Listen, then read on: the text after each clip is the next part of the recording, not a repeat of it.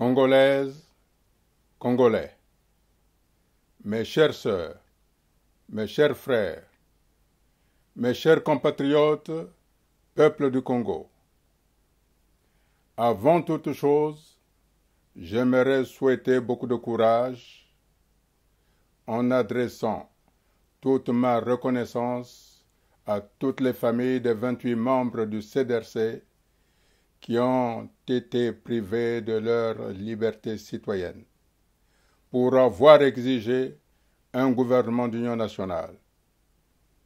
Lors de meetings populaires à la place Fontietier, en brandissant des pancartes, carton rouge, égale démission du gouvernement.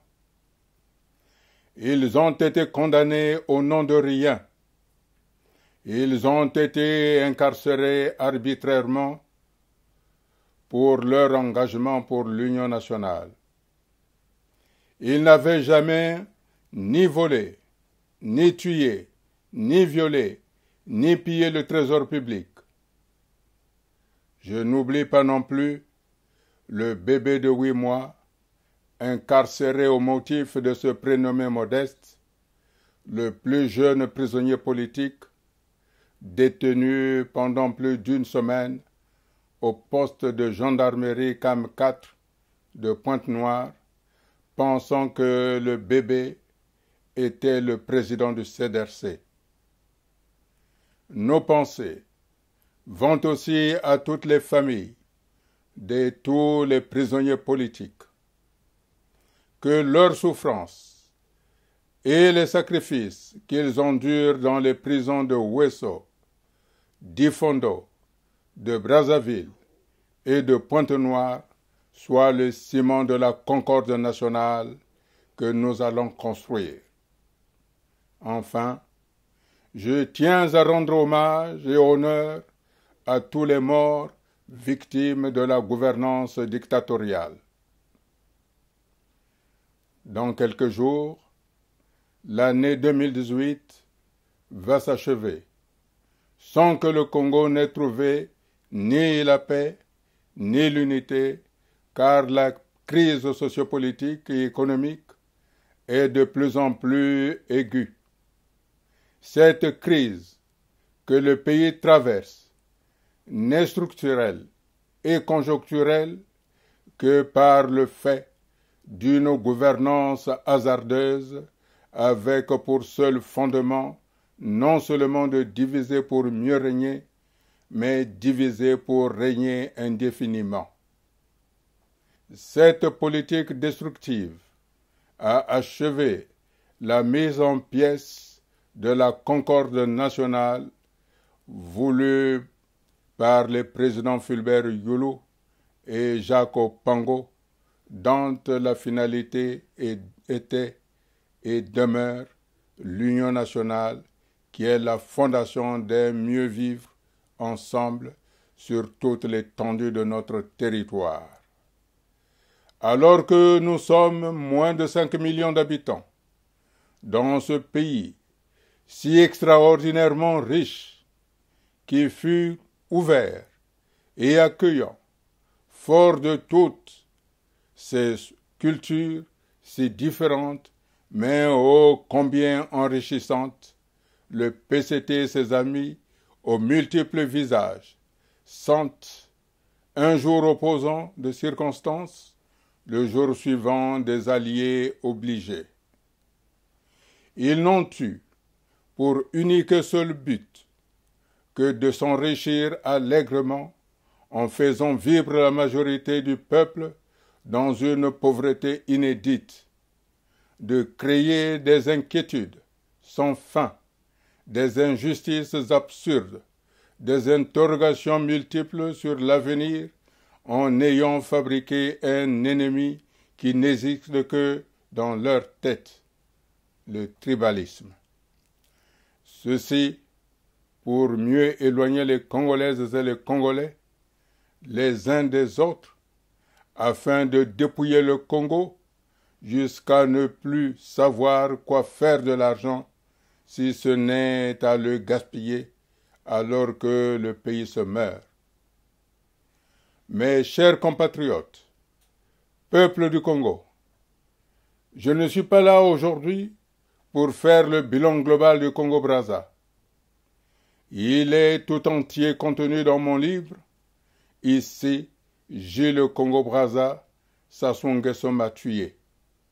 L'état actuel du pays en cela est en cela sans équivoque. D'autres compatriotes ont aussi écrit des livres. Certains des articles sont éloquents, de réalisme quant à la situation qui prévaut dans notre pays. Le 14 novembre 2018, à Genève, lors de la 31e session de l'UPR des Nations Unies, la situation du Congo concernant le respect des droits de l'homme a été examinée. Un certain nombre d'États souverains ont recommandé au gouvernement de Denis Sassou de mettre fin au génocide dans le pôle. Plusieurs États souverains ont relevé des atteintes graves aux droits de l'homme en recommandant instamment la libération de tous les prisonniers politiques, de garantir la liberté de la presse, de mettre fin aux mutilations des jeunes filles, de respecter les droits civiques et politiques, de s'abstenir d'imposer des restrictions de télécommunications et l'accès d'Internet, y compris les réseaux sociaux et les messageries, afin de maintenir la liberté d'expression et l'accès à l'information et de respecter les engagements pris. De même, ces États souverains ont demandé au gouvernement de Denis Sassou de s'assurer de mettre fin aux disparitions forcées et aux tortures qui doivent faire l'objet d'enquêtes et que les auteurs de ces violations des droits de l'homme soient traduits en justice. Ils ont aussi largement insisté sur le fait de prendre des mesures appropriées contre les mauvais traitements infligés aux prisonniers et les cas de mort doivent faire l'objet d'enquêtes approfondies et impartiales. Que les coupables, quels qu'ils soient condamnés tout en respectant les droits des victimes et de leurs familles. De plus, tous les États ont demandé au Congo de Denis Sassou d'engager le pays vers une gouvernance démocratique et la justice. Mes chers compatriotes, peuple du Congo, depuis la conférence nationale souveraine de 1991, aucun responsable politique n'a eu le courage et le devoir de dénoncer les crimes économiques, les crimes de sang et démissionner de sa fonction. Aucun ne s'est ému du sort réservé aux populations. Tous sont restés là, stoïques et indifférents, se satisfaisant de leur propre ventre, alors qu'ils ont obligation de veiller sur le peuple en assurant sa sécurité, son bien-être, et ce, quelle que soit la région, l'ethnie, la langue et les appartenances sociopolitiques. Ils ont donc failli à promouvoir l'intérêt général et le bien-être de population, comme cela est écrit dans le livre blanc sur le chaos congolais. Comment faire pour que chaque Congolaise et chaque Congolais retrouve de nouveau et enfin sa dignité? Comment réintégrer la République de nos pères fondateurs, celle de Jacques Opango et de Fulbert Youlou? Comment faire pour que cette fois-ci, nous soyons effectivement debout et fiers comme le proclame la devise de notre drapeau? Comment faire pour éviter qu'aucun opportuniste ne vienne encore nous détourner de notre destin de vivre et de construire ensemble notre bien commun dans ce magnifique projet du marché intérieur des États-Unis d'Afrique centrale à l'horizon 2050 qui compte actuellement 350 millions d'âmes à satisfaire. Mes chers compatriotes, les issues nous sont comptées et les dialogues en vase clos dépassés.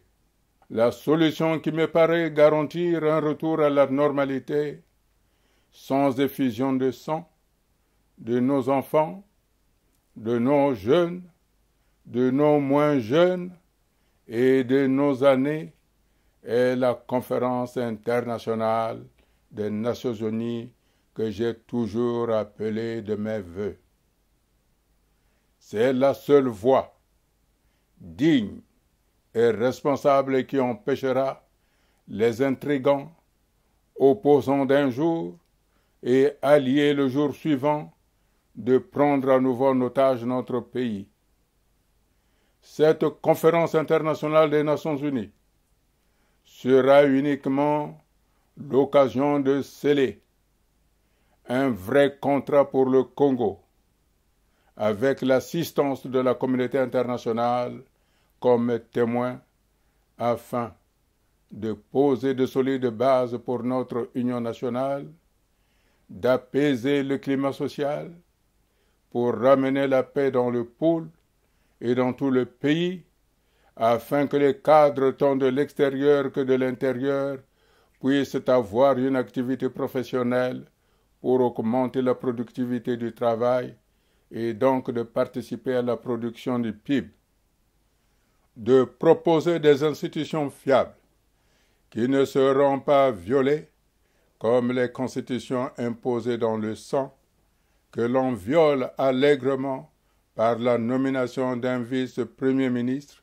qui n'existe nulle part dans l'actuelle Constitution, sans susciter la désapprobation des hommes politiques, alors que la Constitution de 2002 ne prévoyait pas la nomination d'un Premier ministre.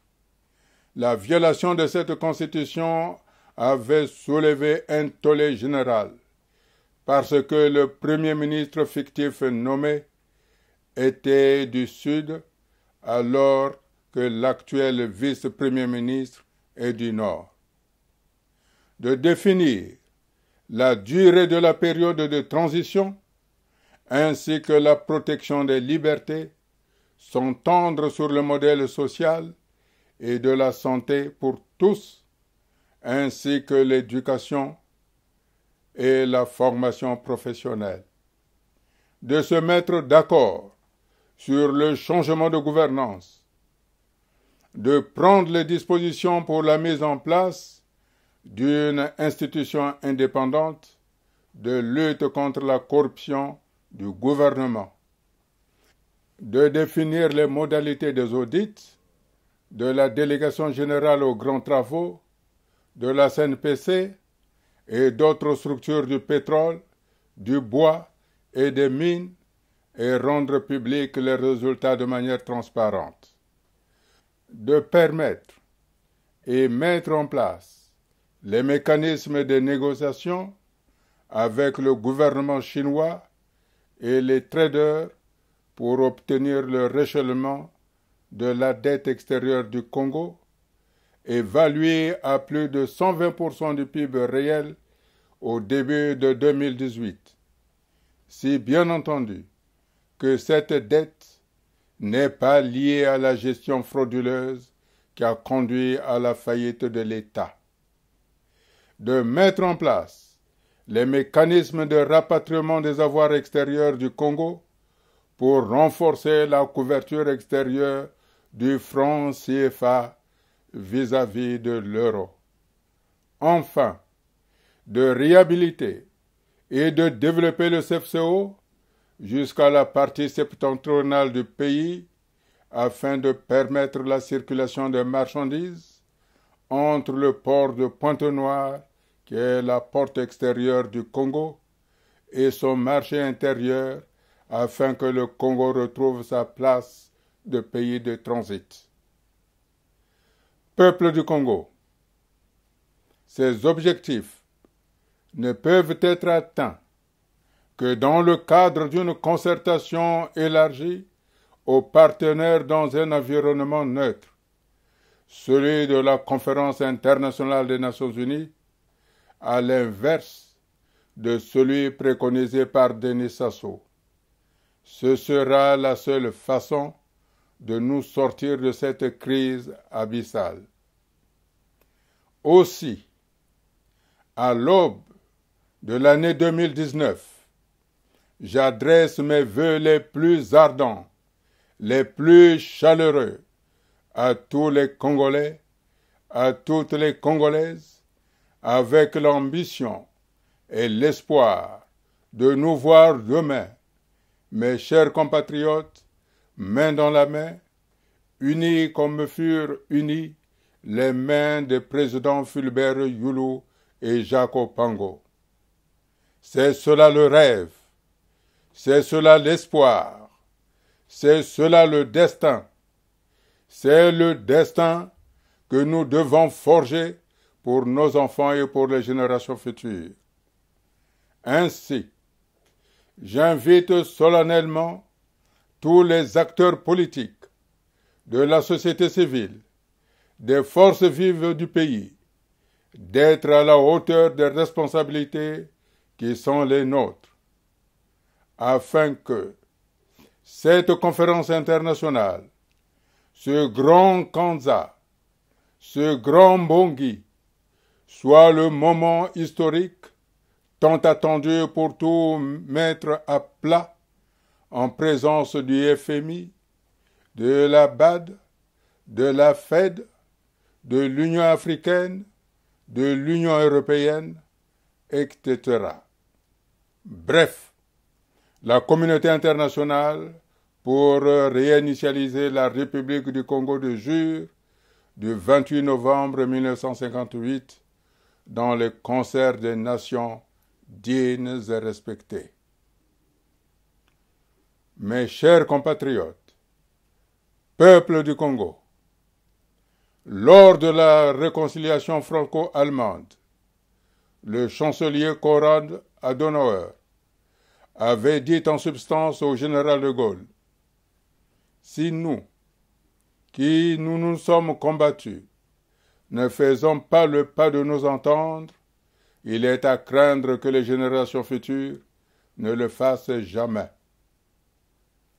Aujourd'hui, je fais mienne cette conviction pour que naisse et vive l'intérêt général.